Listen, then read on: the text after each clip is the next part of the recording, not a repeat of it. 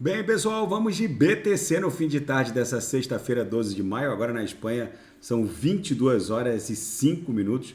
No Brasil, 17 horas e 5 minutos. Gente, a BTC fez a mínima hoje em 25.811. Fica no radar a possibilidade dela bater aqui na base da nuvem, como ela fez na onda 2. Ela beijou a base da nuvem e depois começou a onda 3, que levou a BTC para 31 mil dólares. Eu reportei essa possibilidade hoje de manhã, já que está começando o final de semana, o volume naturalmente cai, as paredes de compra e venda ficam reduzidas, então qualquer venda um pouco mais acentuada não vai encontrar uma parede de compra para segurar o preço, então fica no radar a possibilidade da gente testar 25.300, mas pode ser que também a gente já tenha enfrentado o fundo. Se houver um engolfamento amanhã, fica muito factível um retorno aqui em direção à própria linha d'água da banda de VWAP semanal, que eu já vou analisar, startando a nossa onda 5. Mas segue ainda o meu prognóstico em direção a 36 mil dólares, já que a gente claramente no diário agora, depois dessa grande movimentação corretiva da BTC, a gente fez uma onda 1, que levou a BTC de 15.400 e tal para o topo aqui da onda 1 em 25.192. A onda 2 voltou para o patamar de 19, a onda 3 levou para 31, a onda 4 com subondas até agora bateu na mínima hoje 25.811, mas fica no radar a possibilidade dela desenhar uma similaridade com essa onda 2 que beijou a nuvem. E aí depois continuou a pernada impulsiva. No intraday, a BTC nesse momento está retornando em direção a VWAP, chegou a beijar a lower uma vez, uma, duas, três, deu bons trades no copy trade, agora a gente está voltando aqui para o patamar da VWAP.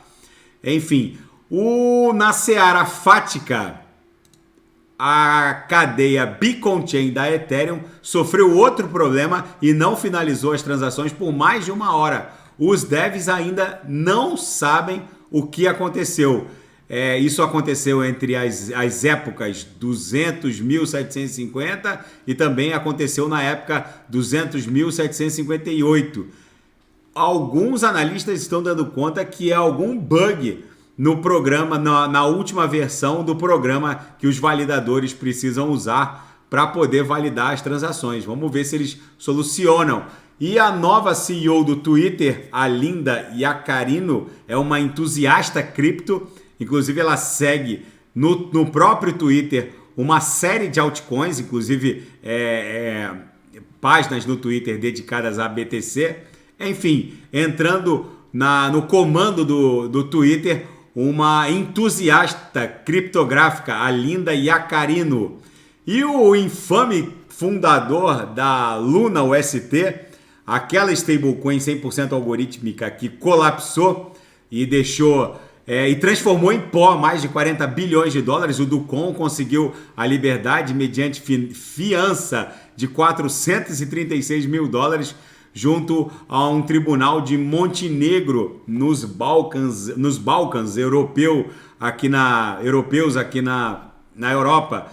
Ele foi preso em Montenegro e há 2 pedidos de extradição, um da Coreia do Sul, outro dos Estados Unidos da América, e ele estava lá detido e agora conseguiu uma liberdade mediante fiança. Na seara geopolítica e finanças internacionais, a secretária de Estado norte-americano Janet Yellen diz que os Estados Unidos vão ter que deixar de pagar alguma coisa se eles entrarem no mês de junho sem autorização do Congresso Nacional para aumentar o teto do endividamento. Provavelmente a primeira coisa que vai deixar de ser paga são os juros da dívida, que consomem boa parte do orçamento, e é isso que está preocupando o setor bancário, que já não vai muito bem. Isso é mais um elemento que provavelmente vai pressionar a próxima reunião do Fed. E agora as apostas são no sentido de que não há mais espaço para mais uma rodada de aumento na taxa básica de juros. E o DeSantis, o governador da Flórida, está em franca pré-campanha presidencial para a Casa Branca nas eleições que vão ocorrer em 2024. E nos jantares, cortejando doadores, ele diz sem meias palavras: eu sou o novo Donald Trump, porém sem drama.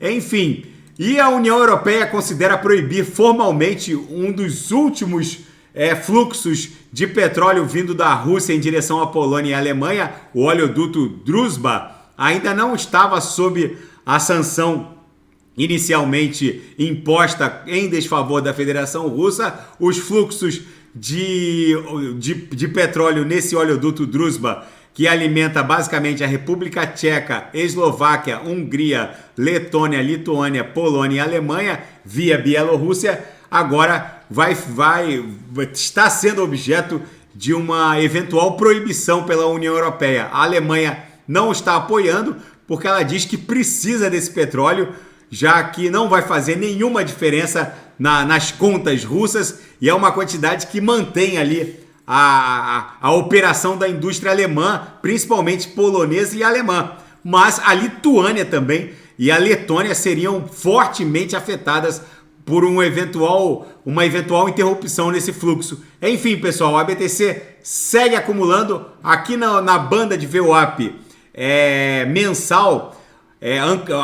No gráfico de 6 horas ancorado pela banda de VWAP mensal, vocês veem que a gente está desenhando um martelo aqui no 6 horas. É bem provável que o próximo candle já engolfe aqui para retornar a VWAP mensal, que está lá em 28.250. No intraday tá bonito. Nesse momento a gente está migrando para a banda superior da banda de VWAP no intraday. A gente chegou a agulhar, fizemos a mínima em 25.811, foi um movimento puramente liquidatório e agora a BTC está subindo forte em direção à banda superior da banda de VWAP no intraday. Se desenhar um candle, um comprador aqui nos 5 minutos acima da VWAP, que ficou para trás, ficou ali em 26.300, agora só vai parar em 26.700. Tá bom, pessoal? Se nada fugir do script, eu volto amanhã para analisar a própria BTC. Fiquem com Deus e quem quiser sugerir, é só colocar nas mensagens abaixo. Fiquem com Deus, até amanhã. Grande abraço.